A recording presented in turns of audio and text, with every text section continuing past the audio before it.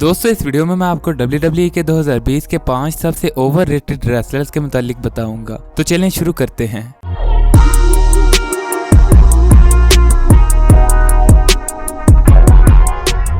अस्सलाम वालेकुम दोस्तों, मैं हूं मोहम्मद उस्मान और आप देख रहे हैं सोशल उर्दू टीवी।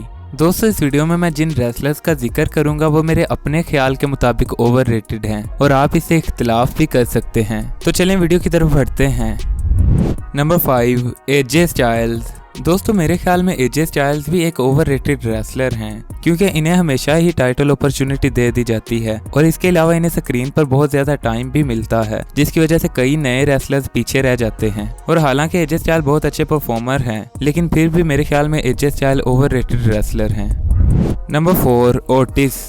दोस्तों 2020 के ओवररेटेड रेसलर्स में ओटिस का नाम भी आता है क्योंकि इन्हें भी स्क्रीन पर बहुत ज्यादा टाइम मिला है और ये 2020 का मनी इन द बैंक भी जीते हैं, जो कि बिल्कुल इलॉजिकल है। और अगर WWE इन्हें पुश करना भी चाहती थी तो इन्हें टैग टीम टाइटल्स अपॉर्चुनिटी दी जाती और mister money in the bank किसी सिंगल डिजर्विंग रेसलर को बनाया जाता। Number 3, street profits. दोस्तों WWE की टैग टीम डिवीजन भी इस वक्त डाउनफॉल में है और स्ट्रीट प्रॉफिट्स काफी अरसे से WWE टैग टीम चैंपियन हैं। पहले ये रॉ टैग टीम चैंपियन थे और अब स्मैकडाउन। और हालांकि स्ट्रीट प्रॉफिट्स काफी एंटरटेनिंग टैग टीम है, लेकिन अब फैंस इनसे बोर हो चुके हैं और कोई टाइटल चेंज देखना चाहते हैं। यही वजह है कि टैग टीम डिवीजन में स्ट्रीट प्रॉफिट्स एक ओवररेटेड टैग टीम बन चुकी है। Number 2, the Miz.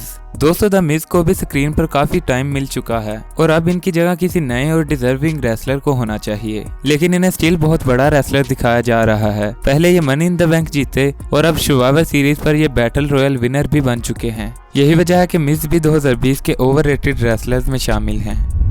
Number 1, king Corbin. दोस्तों अगर किंग कॉर्बिन को भी एक ओवररेटेड रेसलर कहा जाए तो गलत ना होगा और 2019 का किंग ऑफ द रिंग जीतने के बाद ये स्क्रीन पर बहुत ज्यादा बोर कर रहे हैं और इनकी जगह अगर किसी नए टैलेंटेड रेसलर को दी जाए तो वो बहुत अच्छा परफॉर्म कर सकता है, लेकिन स्टिल WWE किंग कॉर्बिन को एक बड़े रेसलर के तौर पर बुक कर रही है।